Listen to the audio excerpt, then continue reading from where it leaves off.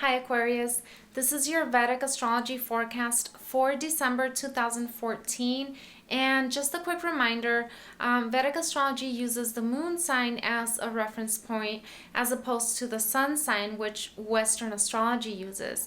So if you're not sure where your moon is placed in Vedic Astrology, you can visit my website and generate your free Vedic birth chart and find out where your moon and even your ascendant are placed in Vedic astrology. Now, the beginning of the month, the Sun and Mercury are going to be transiting your 10th house of Scorpio, and Mercury is going to be there until the 13th of the month, and the Sun is going to be there until the 15th. Now, in your case, this is very significant in terms of work and career, because the Sun is going to be transiting the nakshatra of Jesta during this first part of the month. And the nakshatra of Jesta, the meaning of it is the elder. And the Shakti is the power to rise, the power to conquer, and the power to overcome. Now, in your case, the Sun rules the 7th house, and the Sun naturally signifies authority and, rising to the top, conquering, and being in a place, in a position of power. So with the Sun transiting the 10th house, first of all, the Sun gets Digbala, or directional strength, in the 10th house. So that in and of itself is very strong, is very powerful for you.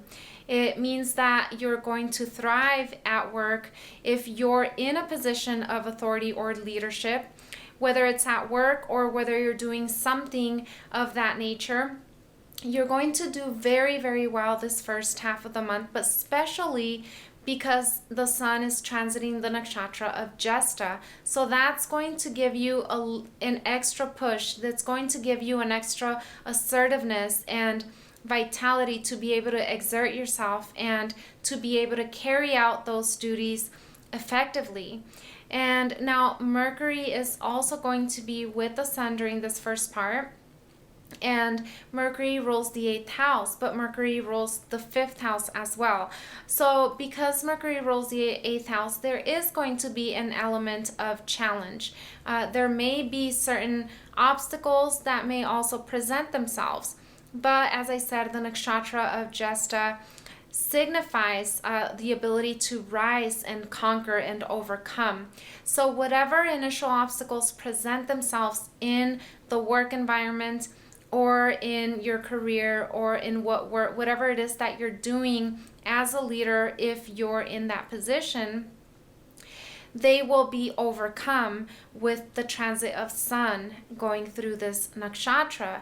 Now, this is also a good time to get promoted if you work at a company, or it's also a good time to get yourself out there if you have your own business, or if you if you work for yourself. This is a good time to put yourself out there, to become assertive and accomplish your goals.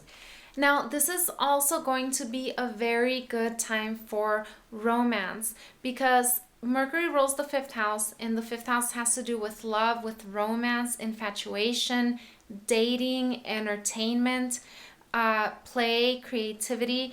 This is going to be with the Sun. Mercury is going to be with the Sun, who rules the 7th house of partnerships, of committed relationships. And they're going to be transiting the nakshatra of Jesta. And Jesta also has a quality of passion and seduction to it. So those are another couple of qualities that are represented by Jesta. And so this is going to be a month where romance is in the air for you. If you're not in a relationship at this time, this is going to be a good time to meet someone, and to go out on dates and to have fun and to entertain yourself.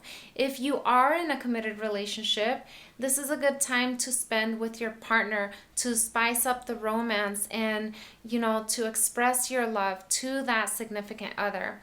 So this is going to be a very, very good time to be involved in a romantic relationship, or to just in general, if you're not in a relationship, you're going to be drawing the attention of people, and people may be asking you out all of a sudden this during the first half of the month, and you may find yourself going out on dates. Now, this should also continue during the second half of the month, because then Mercury and Sun are going to be entering the 11th house, and they're going to be there for the rest of the month. And the 11th house is also a house of pleasure and fun and fulfilling your desires. So they're going to be there together along with Venus. And we already know that Venus represents love, relationships, romance, etc. So then this is going to continue for the month of December, the second half of the month.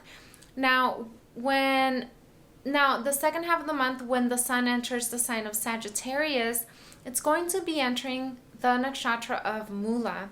And Mula, the meaning of that is the root, and the Shakti is the power to destroy.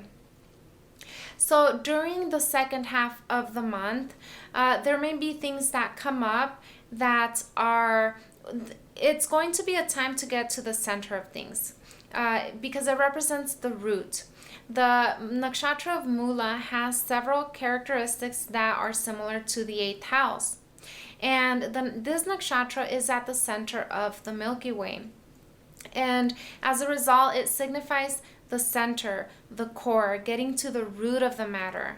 And so you may find yourself not only involved in a romantic situation, but you may find yourself actually getting to the root of things and seeking deeper. You may find yourself getting into very involved conversations with your significant other, because Mula represents deep hidden knowledge or deep hidden information.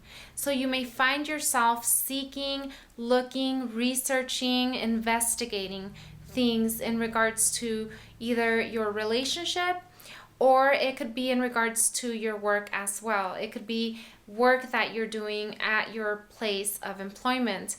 Now, if it's with your partner, if it involves your partner, or if it involves your significant other or whoever it is that's in your life at this time, the initial thing that may come up, if you're seeking, if you're searching, if you're investigating, the initial thing could be something unpleasant, or it could be something that brings a certain level of disappointment or sadness or anxiety. And the reason for this is because the nakshatra of Mula also has these qualities, these characteristics, because it is, like I said, in certain ways similar to the 8th house. It also brings certain challenges and disappointments and obstacles, etc. So initially you may find that something might come up because of your search. It brings a certain level of disappointment, but this nakshatra is also associated with healing. So as a result of bringing this up and uprooting whatever it is that's hidden, that's associated with that relationship or with that person or whatever it is that you're going through at this time, it may initially bring this level of disappointment, but there's going to be a healing taking place. And that healing and transformation cannot take place without first going through the process of the pain and suffering of it. The pain and suffering of finding out the real truth, the occult knowledge, the hidden knowledge, the secrets. But once that comes up, there's a healing process that you go through. And one of the things that this nakshatra symbolizes is tied up roots. So it signifies things that are tied up, tying things up. Now, as a result, because it signifies tying things up, this healing that takes place could result in a deeper bond in your relationship, tying up your relationship in a deeper way. And if you're single, it could mean tying up that relationship and actually, getting with that person, tying up the relationship in a way where now you know that you're committed. And if you're already in a relationship, this will bring a deeper bond. This tying up could have to do with bringing you guys closer together than you were before. Whereas before there may have been a certain level of superficiality or something at the surface, and this investigation, digging up, brought something out, brought disappointment, brought healing, and then brought you guys closer together. Now, there's also a potential of traveling during the second half of the month. And this may be a good time, especially during the Christmas season. And the reason I say that is because Venus rules your 9th house. And Venus is going to be transiting the nakshatra of Purvashada during the second half of the month. And the meaning of it is the former undefeated, and the Shakti is the power to invigorate and energize. So whatever planet transits this nakshatra, it becomes energized, it becomes invigorated. And in your case, Venus rules the 9th house. The 9th house has to do with travels, with higher learning, with higher knowledge, with wisdom, with spirituality. So you may find that all those things become invigorated, become energized, vitalized, boosted up in your life during the second half of the month. And now this is supported by the fact that Saturn is aspecting your 12th house, which is the house of long distance travel as well. And then also Mars is transiting your 12th house exalted. So Mars is transiting Capricorn. He's exalted in that sign. And the 12th house and the 9th house have to do with travel. So with Venus being boosted up by the nakshatra of Purvashada, with Mars transiting the 12th house, Mars is going to be transiting at first the nakshatra of Uttarashada. And Uttarashada, the meaning of it is the latter undefeated, and the Shakti is the power to give unstoppable victory. That's going to be happening the beginning part of the month throughout until the 9th of the month. And unstoppable victory can have to do with travel in your case because it's your 12th house, but it could have to do with anything relating to the 12th house. Now, he's going to enter the nakshatra of Shravana after. And Shravana is symbolized by three footprints. And so there's this element of travel also seen through the nakshatra of Shravana, because now, and this is also happening the second half of the month, because Mars is transiting this nakshatra, Venus is going to be energized, and Saturn is also aspecting the 12th house. So there's a lot of influence here if you were planning on going on a trip or traveling or taking that Christmas vacation. The transit definitely supports that for you. And also, with all this 12th house energy, there may be, with Mars transiting your 12th house, there may be some expenses. So you may be going through that, and Mars tends to be assertive and impulsive. So just watch out for that, because you might find yourself impulsively spending money. Of course, that's usually, what we do during the holidays.